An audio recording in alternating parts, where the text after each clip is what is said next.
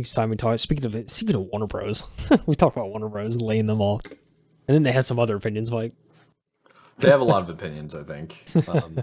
So this is actually coming from the same website. The next article in our the episode for today is Warner Brothers is addressing volatile, in quotes, volatile AAA console space with live services and mobile free to play. So the CEO of streaming and games, JB Perrette, is eager to make games, and in quote, where people can come in and live and work and build and play on an ongoing basis. I feel like everybody is just trying to be Roblox, Minecraft, and Fortnite, like right off the bat. yeah, Um, this one is actually coming from Brendan Sinclair, the same exact writer and contributor from the previous article that we covered. So, getting into it, the gaming business of Warner Bros. Discovery has been historically focused on AAA console games, but the company CEO and president of global streaming and games, JB Perrette, wants to change that. As reported by GameSpot, Perrette shared a bit about his vision for the gaming business yesterday at the Morgan Stanley Technology, Media, and Telecom Conference, starting with a nod toward mixed reality headsets and the metaverse. And as quoted from the spotlight that Preddy gave. He said, "We see the world, and whether it be VR devices, the Vision Pro, the virtual world, or who knows exactly how it evolves, but certainly those types of platforms are only going to increase in scale and adoption. And having 11 owned studios, where we're not just a publisher of games, but actually a developer of games, we think is a differentiating asset for us." And I feel like that's a fair assumption. That's kind of yeah. where video games really going in the space of things, and it seems like they're probably trying to branch out to more of everything, don't you? I mean, yeah, that's what it sounds like. I mean, I think like VR is cool, and I think VR is definitely the future. So, I mean, if you're trying to branch out to that, I mean, I think it's definitely kind of definitely smart to do. I just can't get over differentiative. That's a I don't think I've heard differentiate in like a I don't know Yeah, what kind of context that is, but that's an interesting word. Differentiative. How do you start using that? SAT word. So, continuing on, and this is actually a very good point that I was about to make. So, Peretti said most of Warner Brother Games' business to date has been driven by four separate franchises: Mortal Kombat, Game of Thrones, Harry Potter, and the DC Universe, each of which is $1 billion business in and of itself. It's like that is very true, very wild. Yeah. So Peretti goes on to say that the challenge we've had is our business historically in games has been very AAA console based. That's a great business when you have a hit like Harry Potter. It makes the year look amazing. And when you don't have a release, or unfortunately, we also have disappointments.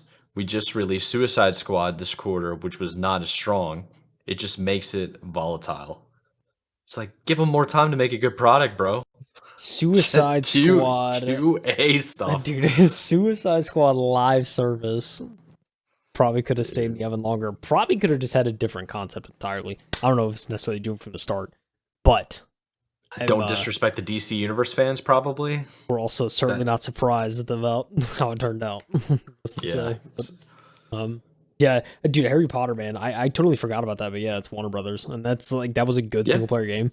it I was. think also the Harry Potter universe too. I mean, there's a Harry Potter TV series coming out in a couple years, so it's like they're still Yes, there like is. they're still pushing that IP and outside of the books Just and the milk it movies. for So whatever it can be, man. listen, I was genuinely surprised too with the Harry Potter game, given that it's not like tied with like the movies or anything like that, and it being as good as it was. It's just proof that like you have that universe, that a good foundation will work, and like you could Yeah. be completely off script from kind of the main story, and it's still an entertaining game and keeps you engaged. So yeah, that was a solid game. So I good on Warner Brothers for that because they're still kind of like these devs are still proving how single player market is like so huge. So Yeah. Side note about that, I was having a conversation with some people with cheaters, and I think that cheating in multiplayer video games is actually pushing the success of single player games and PvE games like Helldivers 2. Because you can't yeah, cheat if you're only facing the computer. exactly. And if you do cheat, then it's not affecting multiple people, you know? What are you doing in Power World? Not playing other players, tell you that. Exactly. Just playing bots. That's fine by me. But let's continue on. So Preddy has two main answers to address that volatility. The first of which was expanding into mobile and multi-platform free-to-play games, which could give us, in his quote, is which could give us a much better and more consistent set of revenue. That is if you allow them to have a good game. Because how many times have we seen games that are like live action or live service? They come out free to play and they flop. I mean, we covered Anthem not too long ago. Yeah. I So mean, yeah, I mean, this is the thing about that quote, right? It's talking about like expanding on mobile and multi-platform free to play games. Um, I mean, like and I think we've kind of touched on this. It's like, especially with like multi-platform games and like live service, it's getting to a point where it's like they're getting harder and harder to make because like they have good ones, and so it's hard to kind of modify that formula to make something unique and like something yeah, that's like actually sustainable. So I mean, yeah, like I get where they're coming from, but like to your point, like you need to make sure that it's good and unique and different, and a that you hundred give them percent, dude. time. Because if you don't, it's a failure from the start. So Yeah, and people know when you're just trying to do a cash money grab and stuff like that. I mean, just coming out with a free to play game and then having a terrible battle pass system, you can't like have any type of growth system or reward system. Why would people want to keep playing? What, you just think they're gonna push over and give you money all the yeah, time when the game's not fun? Like, come on, dude. yeah, Whatever. But we'll just continue on, wrap up the article. So the company will move fairly quickly on that front, with Peretti not noting there are mobile free-to-play games expected to launch this later this year, and in hopes it will start building on that goal. The second way Warner Brothers hopes to address the volatility of its gaming business is through live service. So Peretti continues on saying that, so rather than just launching a one-and-done console game, how do we develop a game around, for example, Hogwarts Legacy or Harry Potter that is a live service where people can come in and live and work and build and play in the world on an ongoing basis? Peretti noted that the company's new gaming strategy is still at an early stage of development in its efforts to overhaul the streaming Max business, but he expects the strategic focus to result in more growth from the gaming side of the business sometime in 2025 to 2027 timeframe. Man, I don't know, man. I think that some games, it's okay to be a one and done. Like Hogwarts Legacy, that's okay to be a one and done. But if you do a live action, like live service game, you got to build an entire multiplayer world. And then it goes back to what I was saying, like, what are people cheating? How does that affect the yeah, game? Like, it's tough, yeah. Look, I mean, there's pros and cons with each type of game, right? of Obviously, course.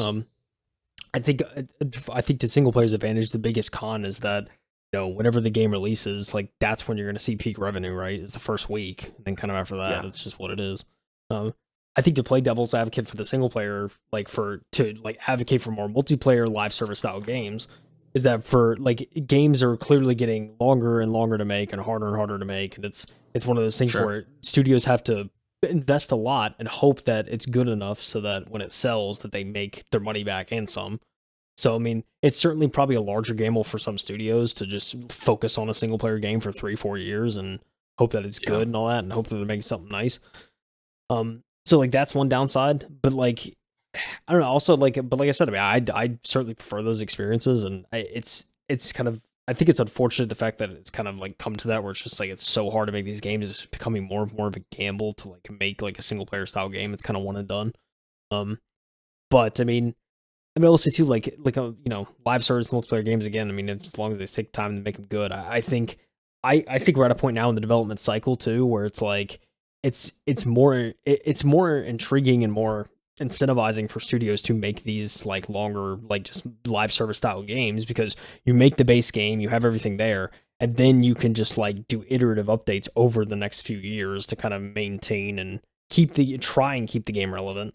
Um, because I mean, Yeah. I think from a revenue standpoint, it's obviously makes more sense to go that route because it's a little more predictable in terms of, especially if you have a good game, it's more predictable to know how much money you can bring in with like a giant like DLC or something like that. But with the one and done game, it's just kind of like a one giant lump sum move on. But it's an interesting dynamic too, and it's like as we I hear more of these articles and we read more of these, it kind of makes me think about that balance of like, yeah, like what are studios going to want to do in the future? And it just seems like live service is going to be at least if a developer's focusing on money, live service is going to be the path to take.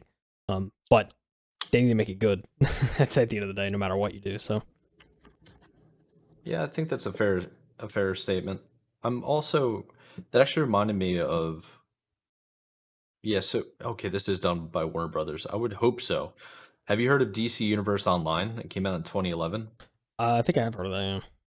Yeah, still active to this day. Still has a pretty big player base, and it keeps having new releases. So it started on like the PlayStation 3 and Windows, and then branched out to PlayStation 4, Xbox One, and now it's on Switch. So it's just continually adding more and more players, and that's a live service game essentially, MMO, Yeah. RPG, free to play. That's successful. So I can imagine them creating a new version of that. And if they don't have that in the pipeline, they absolutely need to have that in the pipeline. I'm not exactly sure if people would be interested in doing a Hogwarts Legacy version of a MMORPG. It just really depends on what Warner Brothers can cook up in terms of live action, live service. Yeah. Yeah. So That's at the end of the day, that's all that matters.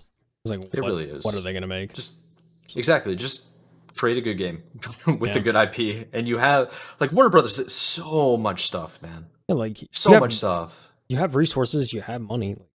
Like, come on. Yeah, Do the just right thing, Warner Brothers. You cooked just with Harry cut. Potter. That's all I'm saying. If you wanted to do a live service Harry Potter, just make sure that that game includes Quidditch, and then like everyone will be happy. That's all I'm saying. Yeah. Bro, these guys have Lego. I yeah. The thing that they really have that they absolutely need to use is the Middle Earth series. Like Yeah, anything that's Lord of the true. Rings. It's kind of weird too, because Like like those Middle Earth games, I feel like there was a nice spurt where like they came out with Shadow of Mordor and Shadow of War, and like those oh were like yeah. decent games. And then kind of Those are after single that, player though. yeah, they are single player, That's the but thing. like Yeah. yeah, that's the thing. I feel like if they're gonna get into that again, they should try something live service. I think it'd be interesting, but again, you gotta make it good, man. All I'm gonna say. Yeah. It's gonna be interesting to see how Warner Brothers pivots and if they can actually be successful in the free to play market. So Yeah, yeah. I don't know. I'm we shall intrigued see. too, but it's one of those things. Like we'll see. Warner Brothers, I think, like they did the Batman games, right? I think about Yes, they did. yeah. Yeah, they did Those the are good. Batman Arkham series. Single player. Yeah. I don't know. Yeah, The they single also player's did been cooking, but yeah, yeah, they did Fear, they did Injustice, they did Mortal Kombat. It's like they I got didn't even games, I man. didn't know they did Fear. It's interesting. Yeah, they got games.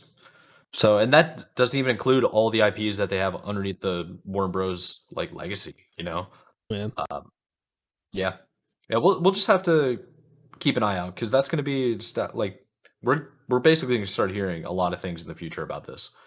I'm sure. That's their vision for 2025 and going forward. So, be good. See, don't let us down, Warner Brothers. All right, all I'm saying. Yeah.